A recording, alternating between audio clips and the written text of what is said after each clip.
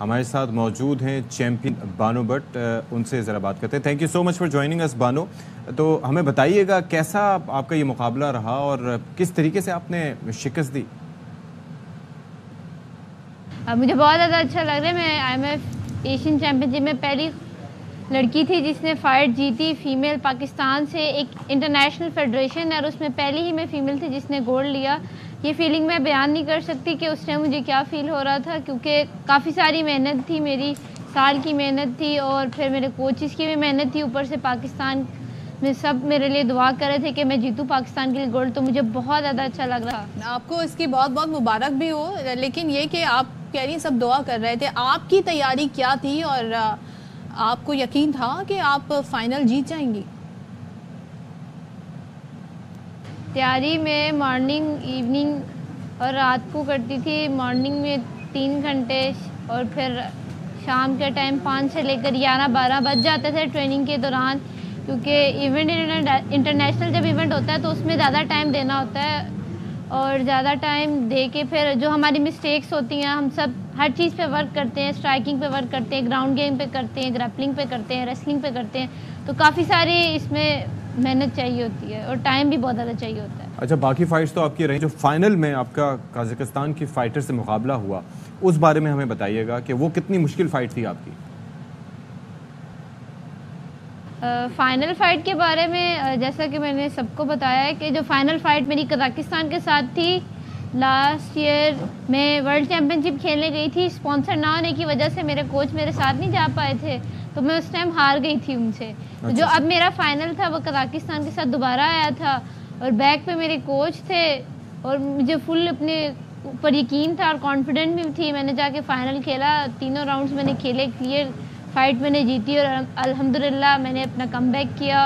और पूरे पाकिस्तान में काफ़ी सारे कोचिस और काफ़ी सारे कुछ ऐसे लोग थे जिन्होंने मुझे बहुत ज़्यादा अप्रिशिएट किया। कुछ लोगों ने कहा था कि मैं नहीं कर सकती, मैं हार जाऊंगी, इस तरह का मतलब डिमोटिवेट करने की कोशिश की, लेकिन मैंने, मेरे कोच ने मेहनत इतनी की थी और रिंग में जाके जवाब दिया अपनी मेहनत से और अपनी जीत से और अपने गोल्ड। बिल्कुल, और जाहिर है हम जीत का मतलब नहीं होता कि बहुत सारी चीज़ें आसान थी, बट टफ मूवमेंट्स भी आते हैं, कुछ ऐसे चैलेंजेस भी आते हैं। सो बानो, ये बताएं कि आपको सबसे ज़्यादा मुश्किल लम्हात कौन से लगे और कौन सा हरीफ ने आपको सबसे ज़्यादा चैलेंज दिया? वैसे मतलब जब मेरा सेमीफाइनल जो था वो मेरा इंडिया के साथ था, उस टाइम पे ना मैंने क्योंकि वेट मेंटेन रखना था, तो जिस दिन मेरा फाइनल था उस दिन में मुझे थोड़ा सा लगा कि मेरी थोड़ी सी पावर जो थी ना वो कम थी सेमीफाइनल में। लेकिन जब क्योंकि IMF एशियन फेडरेशन और इसमें डेली हमें सुबह फाइट से 2 घंटे या 3 घंटे पहले वेट देना होता है, तो वो वेट मेंटेन भी रखना होता है, क्योंकि आप एक फ़ाइट के बाद फाइट खेलते हो, खाते पीते हो सब खाना वगैरह, ताकि पावर आपके अंदर आए और फिर आपने अगले दिन दोबारा वेट देना होता है। तो शायद मुझे लगा था सेमीफाइनल में मैं थोड़ा सा वीक थी, लेकिन फाइनल में अल्हम्दुलिल्लाह मैं बहुत बिल्कुल फिट थी। अच्छा, दूसरा ख़वातीन, क्योंकि ये फुल बॉडी कांटेक्ट एक ज़ाहिर है कि एक स्पोर्ट है, मिक्स मार्शल आर्ट्स, इसमें सारी चीज़ें यूज़ होती हैं, आपकी ग्रैपलिंग स्किल्स, आपकी रेसलिंग, आपकी बॉक्सिंग, आपकी किक्स एट्सेट्रा, ग्राउंड गेम, तो ख़वातीन का रुझान कम है। आप इतनी कामयाब माशाल्लाह रही, आपने कामयाबी हासिल की, किसने आपको सपोर्ट किया बेसिकली इसमें? यहाँ तक सबसे ज़्यादा पहुँचने में मेरे कोच की सपोर्ट थी, उनकी मेहनत थी। उन्होंने बहुत ज़्यादा मुझ पे वर्क किया, बहुत ज़्यादा मेहनत करवाई मुझे और मुझे इस मुकाम तक लेके आए। उसके बाद मेरी मदर, जिन्होंने मुझे बहुत ज़्यादा सपोर्ट किया। और ये एशियन चैम्पियनशिप के सफ़र आने से पहले हमारे जब मैंने स्टार्ट किया था MMA, तो वो मैंने स्टार्ट किया था NFT से। जब सही फीमेल्स आना शुरू हो गई तो एक नेशनल प्रॉपर थी MMA की नेशनल फाइटिंग टूर्नामेंट जो ऐसे गार्डन में होती थी, सर मलिक शुएब ने करवाई थी, जो कि उनके साथ सर बाबर आजे हैं वो करवाते थे।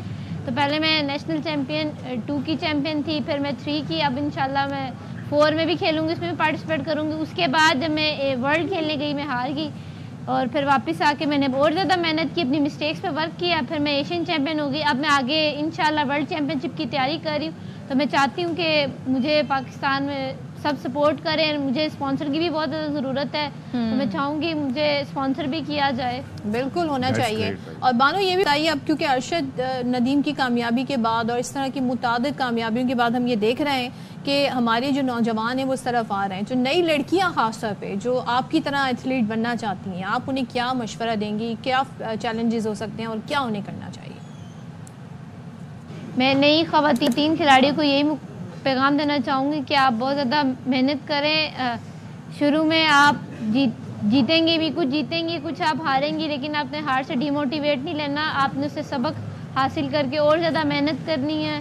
टाइम पास मत करें, अपनी गेम दिल से किया करें, क्योंकि जो आपको कोचिज़ करा रहे होते हैं उनकी भी मेहनत लग रही होती है और वो भी अपना टाइम निकाल के आपको सिखा रहे होते हैं। तो अपने लिए करें, अपने कोचिज़ के लिए, अपने पेरेंट के लिए हार्ड वर्क करें। इंशाल्लाह आप भी ज़रूर एक दिन चैंपियन बनेंगे। चलें जी, wish you the best Bano Bhatt. You speak really well और आप उससे अच्छा बेहतर फाइट करती हैं। और यकीन करें कि ये एमएमए एक ऐसा, बॉक्सिंग में तो चलो ठीक है कि पंचेस मार रहे हैं और फिर ये है कि आपका और कोई मामला नहीं है, लेकिन इसमें आपकी पूरी बॉडी डैमेज हो सकती है। इट्स रुथलेस स्पोर्ट और बहुत मुश्किल होता है ख़वातीन का इस साइड पे आना। लेकिन जिस तरीके से आपने अपनी कामयाबी दिखाई है, तो हम आगे भी आपको we wish you the best कि आगे भी आप कामयाबी हासिल करें।